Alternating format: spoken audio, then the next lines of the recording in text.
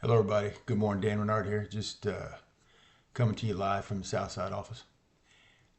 Today is our very first live training that we're going to do, which will probably not be live. It's our first one, and so this one will be going in the vault, and it'll be available for those of you who are joining us at a later date. If you're watching this live, it's January the 10th, 2026, and today we're going to be talking about certainly communication with our teen and how we as parents can struggle with that.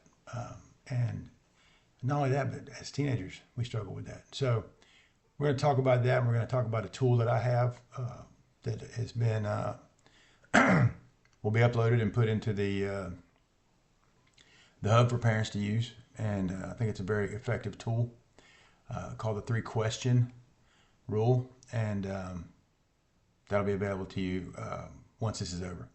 Anyway, so one of the things that is, happened to me many times in my office, parents will come in with their kid and they're absolutely just stressed out. I mean, they're at the end of the rope.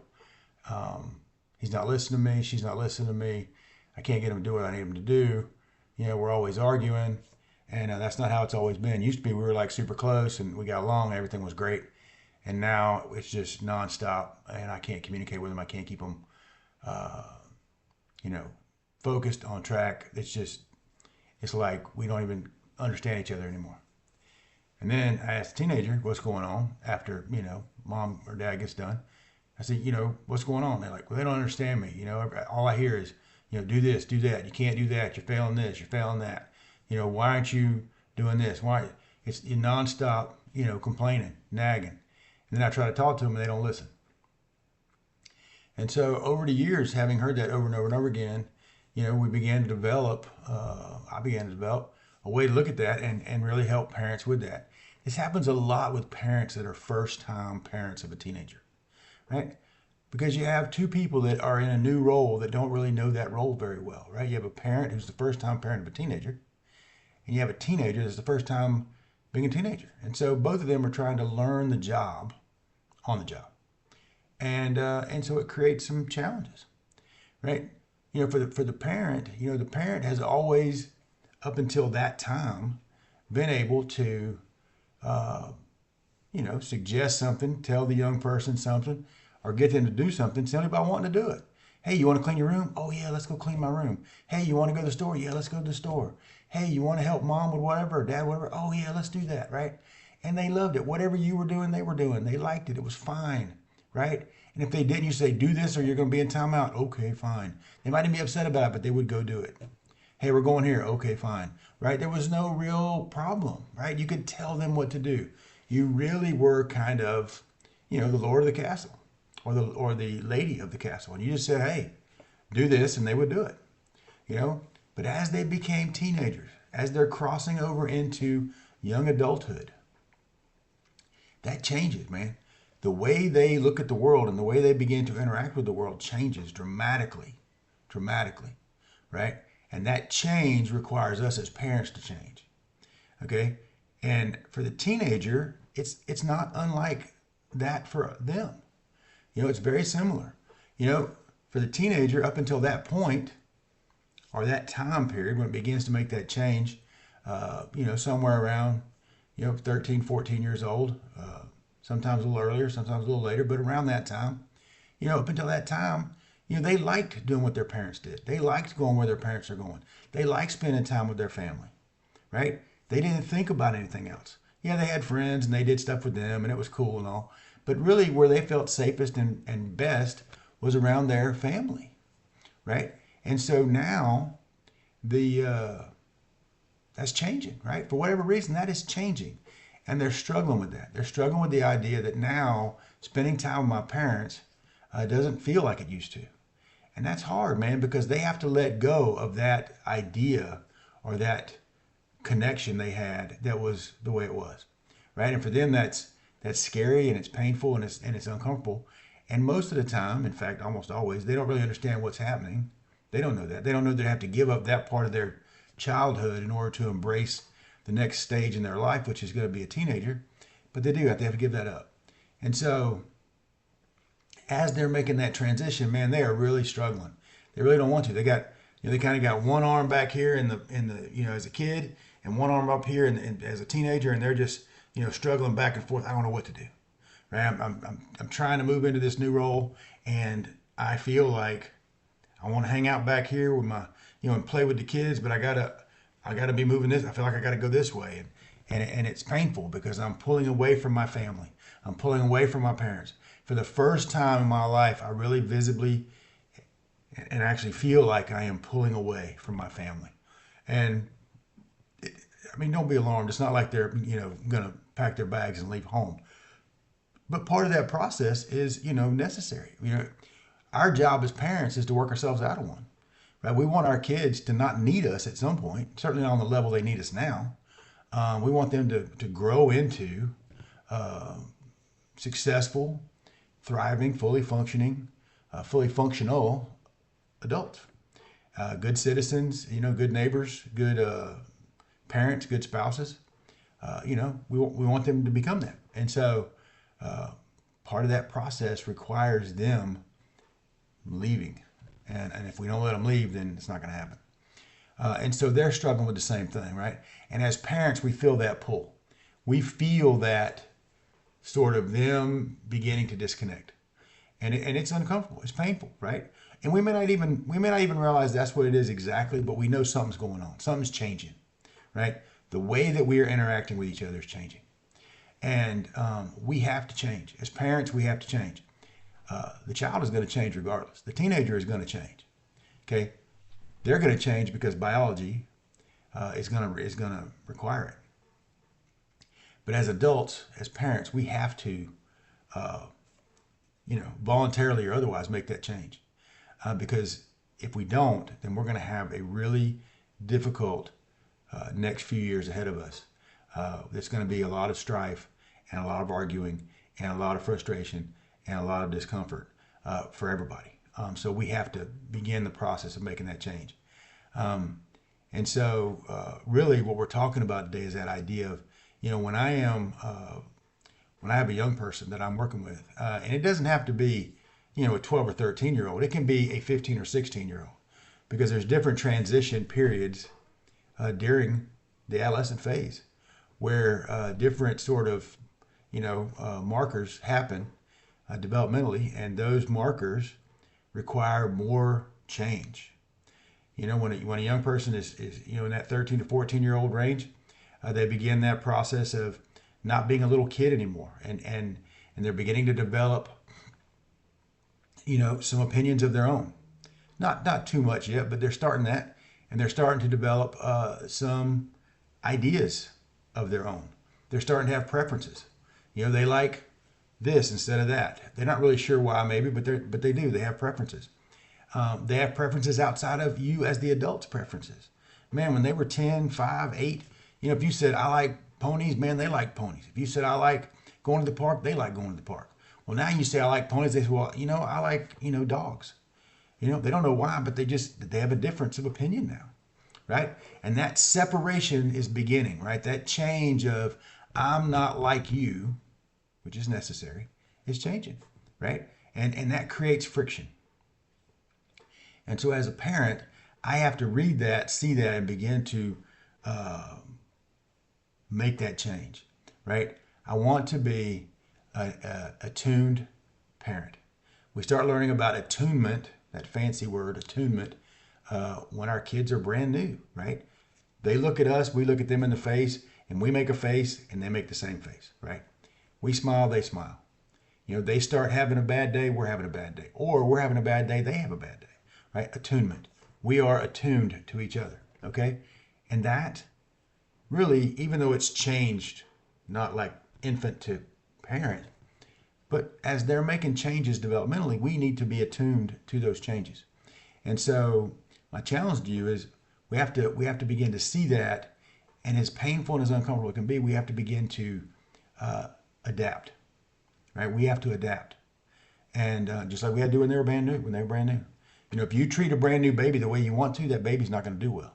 You have to treat the brand new baby the way the brand new baby wants to be treated, right? Otherwise, and we know that as parents, if you don't do that, the baby's not going to do well.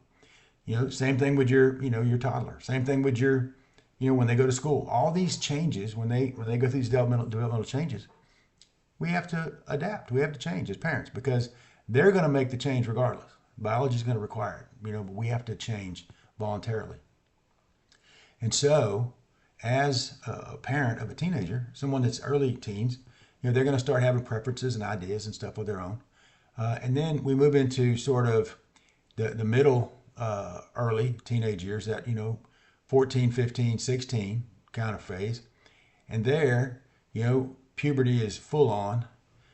They are beginning to notice the opposite sex. They're beginning to bloom out physically.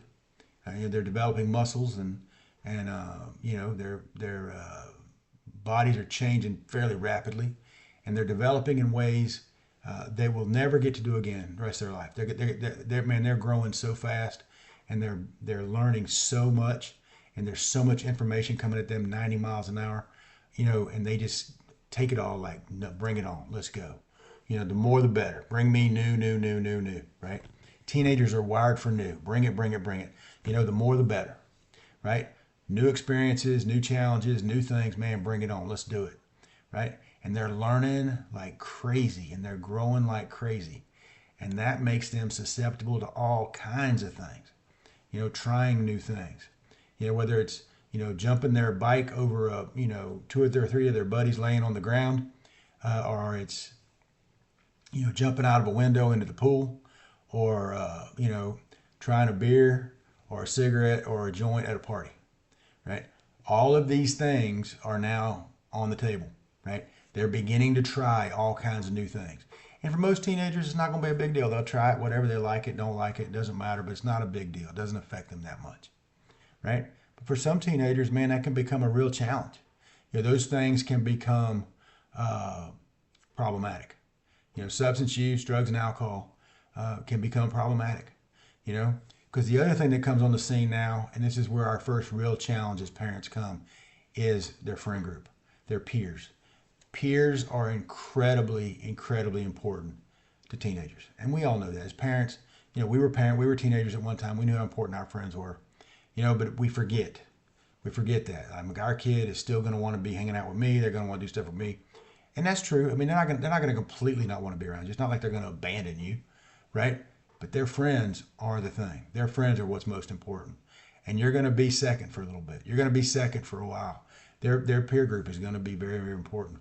And this is where all of those things you've done up till now, where you've talked to them and tried to instill those values in them and try to help them understand what's right and wrong into them, is going to pay dividends, because they're going to be in the world without you doing things when you're not there. And what you hope is that they hear at least your voice, even if it's small, in their ear saying, hey, that's not a good idea. Don't do that. And we're going to talk about how we can achieve that here in a minute. But I want to kind of set the stage, right? So here we are in this sort of middle phase of, teenagers, that 14 to 16, 14 to 17, depending on, how you want to look at it. But that phase, man, when they are just, it is unbelievable how much they're learning, how much they're changing, how much their body's changing physically, emotionally, mentally, spiritually. They're really on fire as far as, change goes. And so as parents, we have to be able to make space for that. A lot of times we want to hang on to them. We want to, do this, go do this thing, go do that thing. You want to play sports. You want to join the chess club. And if we do that, that's fine. If we do it to the point where we are controlling and we're trying to force that on them, then we're going to get resistance. Because that may not be their thing, right? That may not be what they want to do. We have to be open to the fact that they now have their own ideas about things. It doesn't mean we're going to let them run the show. That's not what I'm saying at all. What I am saying, though, is we have to be open to the idea that they have different ideas. Just have to. If you don't, you're going to end up it's going to be a big old thing. Every time you want to do something, it's going to be a big old thing. So you have to be willing to let them have their way sometimes, right? I don't want to play chess. Great. What do you want to do? Well, I want to do this. All right, well, let's go do that, right? You have to be more than just the dictator, more than just the rule maker. We have to begin to make a change. And what does that change look like? Well, that change looks like me becoming more of a mentor and a guide and sort of a guardrail than the dictator or the rule maker or their buddy, right? We got to change that. We got to change because we are not that anymore, right? Yes, we certainly can tell them, be home at this time. No, you can't do that.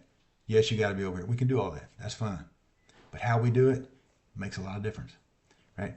And so what I'm here to talk to you today about is this idea of how do we begin to make that transition, that change in communication with our teen, right? Because I can't talk to them when I talked to them when they were 10. If I do, it's going to be a big mess. They're going to resist. I'm going to be frustrated. They're going to be frustrated. There's going to be a lot of slamming doors. There's going to be a lot of, I hate yous. There's going to be a lot of, I'm not doing that. There's going to be a lot of, I can't wait to move out. There's going to be all these, harsh things that are going to be said.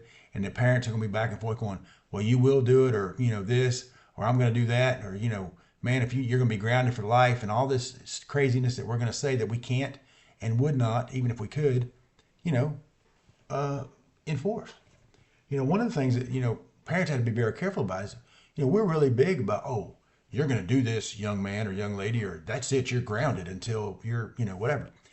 And the problem with that is we're not going to do that, right? We're not going to do that. It doesn't even make sense, okay? But in the heat of the moment, we say things that are not, they don't make any sense. And we would never do them if we could, right? So we got to get out of that habit. We can't do that, right? So how do we change this? Well, the first thing I want to do is I got to realize I need to change, right? I need to change. Because if I don't understand I need to change, then I'm still, ignorant. Not ignorant like you're dumb, but I just don't know, right? So I got to change. I got to make a change, right? And what does that change look like? I have to start talking to my young adult like they're a young adult, not like they're a little kid, right? Because if you talk to them like they're a little kid, then it takes away their dignity. It takes away their self-esteem. It takes away, and I'm not talking about gentle parenting. I'm not talking about everything's okay. That's not what I'm talking about at all. And I'm not talking about, letting them get away with whatever and don't ruffle their feathers. I'm not talking about that at all. What I'm saying is that I need to talk to them like a young adult. And what can that look like? They come home from school. How was school? Fine. What'd you do today? Nothing. What'd you learn today? Stuff. I'm going to my room. And they go to their room and they close the door. That's it. Okay? And if that's what you want, that's fine. Okay? You can have that. Okay? If I greet them with a series of questions that feel like an interrogation, then that's what I'm going to get. I'm going to get an answer that reveals as little information as possible because they feel like it's a trap. They're just, that you're waiting to jump on them about something, right? And they're going to give you as little information as possible, and then they're going to get out of the conversation as fast as they can, right? Because that's kind of how that feels, right? Imagine if every time you saw one of your friends, hey, what are you doing? Where'd you go? Who are you with? I mean, that wouldn't be your friend very long. I don't, dude, what are you doing? Right? We talk, right? We have a conversation like, hey, what's going on, man? How you been? Blah, blah, blah. All these things. I got to start practicing some of that with my kid, right? I don't want to interrogate them every single time because all they think is that every time I see them, it's going to be an interrogation. I mean, when I'm coming, my kids used to call it life lessons with dad. They hated it. Life lessons with dad. Man, I would, something was going on in the house or something needed to change. I'd be like, okay, we got to talk about this. And they'd be, oh man, life lessons with dad. Here we go. Right?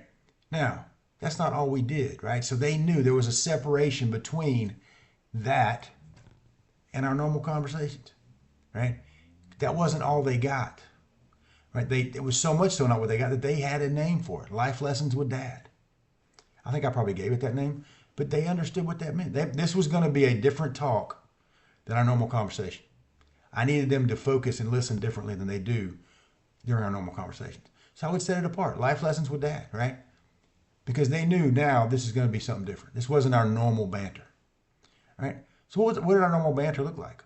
When they came in, I could say, what'd you do at school today? Or blah, blah, blah. What I could do though instead, which is what I'm going to encourage you to do, and this is what our theme this week in the Parent Hub is about, is this idea of changing my stance, right? Connection over correction. Connection over correction, right? I want to connect first. Seek first to connect, right? Then to correct, all right? Yes, I have to correct. Absolutely. If I don't, they're going to run off the road, okay? I'm the guardrail, okay? I have to coach. I have to mentor. I have to train. My job is far from over as a parent. I mean, far from over. I'm going to be their parent actively for the next several years, okay? There's no doubt that's not changing, okay? But I do need to shift roles from being the dictator, the rule maker, to a mentor, a guide, and a guardrail. And when they come in, when my boys will come from school, and when your kids come in from school, you know what would happen if you said, hey, what happened with your friend group today? Anything cool happened with your friend group today? They're going to look at you kind of funny, right? At first, because they're going to be like, what are you up to? Like, what are you trying to do? They might say, well, nothing really. I mean, it was cool. Well, what was the dumbest thing that one of your teachers did today? Now, see, that a lot of times will get them going because they love, talk about their teachers in a way that, and teachers, please don't come for me. I'm not, this isn't about you. I'm definitely not. I ran a recovery high school for 12 years and man, I have more respect than you could ever imagine for teachers. Because I would sometimes have to sit in the classroom and I'm not a teacher. Okay, I'm never going to be a teacher. Whatever it is y'all have, I don't have it. But bless your heart for having it because God knows we need you. And so don't come at me. I'm not down on teachers. I'm just saying it could be the dean. What did the dean do that was crazy today, right?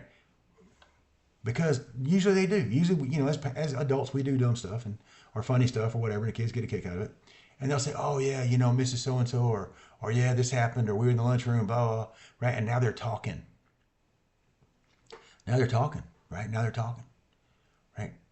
Oh, hey, what's the funniest thing you saw on social media today? Yeah, really? You want to? Okay, well, there was this meme about a monkey, throwing, playing juggling with a puppy. I don't know, whatever, it's something dumb, whatever. But here's the thing. Whatever it is, you're going to be okay with it. You're not going to have an opinion. You're not going to try to correct them. You're not going to tell them, oh, well, that's dumb, or, why are you wasting your time on that? Or, your teachers really are, good people and you need to respect them and not talk about them. No, you're not going to do any of that. You do that one time and guess what? You just lost a mile of credibility, right? Credibility is like trust, right? We gain it by the inch and we lose it by the mile. Okay, we gain it by the inch and we lose it by the mile. Okay, I do not want to come at them every time they walk through the door, every time they come out of their room, every time they come to the table. If I do that, then all they're going to know is every time they see me, it's going to be a lecture.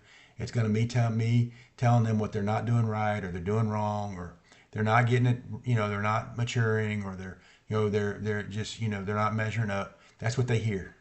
That's what they hear. What'd you do in school today? Oh, we did work. What do you think we did in school today? I mean, come on, man. We do the same thing every day. It's schoolwork, right? So don't ask that question. Don't ask that question. Don't even ask that question, man. Like, hey, what did one of the teachers do today that was funny? Or what was some meaningless assignment you got this week? Like just something that seems so ridiculous, right? What was, who's out and who's in as far as, the cool kids at school, right? Whatever, right? Did anybody do something cool at school today? Like, whatever. But ask them something that has to do with something they're interested in. What video game are you, what's your level in a video game right now? What game are you playing right now? Right? Can I watch? Right? Can I see what you're doing? Notice I've said nothing yet about telling them what to do, how to do it, or when to do it. Nothing. Because guess what? They're not going anywhere. Neither are you. You got plenty of time to do that. Don't lead with that. Imagine if your boss led with that every time you saw him. Man, you would have the most miserable job in the world. You don't want that, right? Don't do that, right? Don't do it, right? I understand our goal, as parents, when we ain't got time, we're busy. We got stuff to do. We got to get to the ballpark. We got to get dinner on the table. We got to get, the laundry done. We got to get homework done. Man, we got baths later. We got stuff, and we ain't got time to be, doing all this, whatever. But I will tell you what, you do have time. And if you will take an extra couple minutes and have those conversations, then when you got to sit them down and have one of those life lessons with dad or life lessons with mom moments, they're going to go a whole lot better. They're going to go a whole lot better because you have built a connection. You have built a bridge between you and them that allows you to drive that truth truck over and lay it on them, right? You open that, you laid that track so you can drive that truck over and share and dump that truth on them, right? And they'll be more susceptible to it. They will be willing to listen because not every time you come at them is a lecture or a criticism or some other thing that's not enjoyable. So my challenge to you is this week when you are talking to your teenager, each day practice one of those skills. If you go into our parent hub, you will find in there the parent restart, the 7-day parent restart. You'll also find crime scene versus landscape worksheet in there that talks about this idea of, when I'm talking to my kids, does it sound like a crime scene? Where were you? Who were you with? What were you doing? Was it your fault? Crime scene, landscape, walk in. Hey man, how was that, play y'all went to? How was this thing you did? Man, I was really excited to hear about that thing that happened, blah, blah. Tell me the funniest meme you saw today, right? That is more of observing and participating in the environment, right? Landscape, okay? I want to more of that and less of the interrogation, right? So this week when you're talking to your teen, I'd love to see you practice that. Practice that and then report back in the hub, go to the storyboard in there and post your wins, post your victories. Hey, look, y'all, I talked about this and here's what happened. Here's how it went. Share that with us. Share that with the rest of the group. What happened when you tried that. I would love to hear that from you, and I'm sure the others would love to hear that too. So please share those victories. Now, as we continue to develop this program and this community, we're going to talk more and more about this. We're going to talk more and more about how do we communicate better with our teen? How do we as parents of a teenager, especially for first-time parents of a teenager, do that. We're going to talk more about peer interaction. We're going to talk more about substance use. We're going to talk more about safe dating, etc. All those things. As a person who's worked with teens for over 30 years and as a board-certified addiction counselor specializing in adolescents and families, I'm going to share everything I know with you. And so my hope is that you will get a lot out of this, and it's going to be rewarding, and you're going to enjoy your time in the Reach Center for Teen and Family Healing, which is what this is. And so grateful you're here, and so grateful you came out and listened this morning to our very first live lesson. I'm really glad I got a chance to speak with you this morning. I think going forward, we're going to call this our Saturday morning coffee. And so we'll have Saturday morning coffee every Saturday at 10 o'clock a.m. And I'll be bringing a different talk. But I am looking forward to sharing this time with you each week. Know that during the week we have a live, we have a blog that drops every week. We have two short form videos that have to do with the week's topic. Each week we have a topic. There'll be a tool that's available in the hub for that topic that can add to it. There'll be a deep dive on that in the hub for those of you who are members. And membership has its privileges. So we'll be having not only this, but once a month we'll be doing a question and answer session, a live question and answer session. So please tell your friends and others that this is going on. $39 a month, man, you can't beat it. $39 a month, you get all this and access to a community of like-minded folks that are all trying to become better parents and better guides, mentors, and guardrails for their kids. Until next Saturday, thanks for being here. Peace.